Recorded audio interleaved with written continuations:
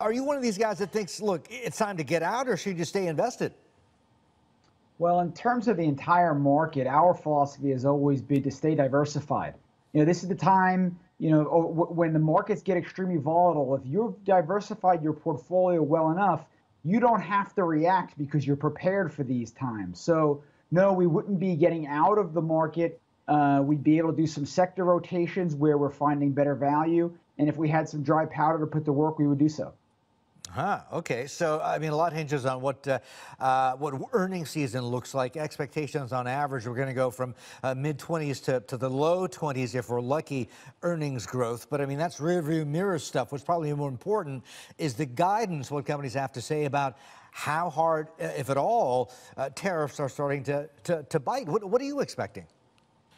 Well, I'm a bit nervous about this earnings season. I do believe that expectations are high. And I think there are three variables that could throw a wrinkle into not only what companies report, but as you mentioned, the future guidance. One is the strong U.S. dollar. As we know, about a third of the earnings from companies in the S&P 500 comes from overseas.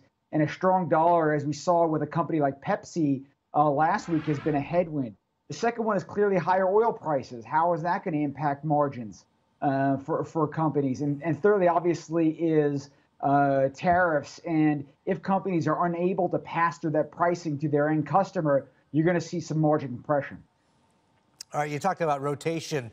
I mean, stay invested, one, and hopefully you're already diversified. Maybe time to start rotating into what and out of what, John? Yeah, so, I mean, clearly you're seeing some investors get run for the exits all at the same time for technology. That's something we've seen over the last couple of days. I do think gold it should be a portion of investors' portfolios. Last week, bond and gold were four-letter words, and today investors are embracing them. So, definitely put some thought there. I know you had Dick Bove just on about the banks. Again, financials have been an underperforming sector for most of this year, and we think there's good value to be had there.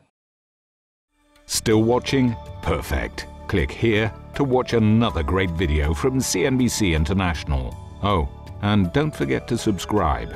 Thanks for watching.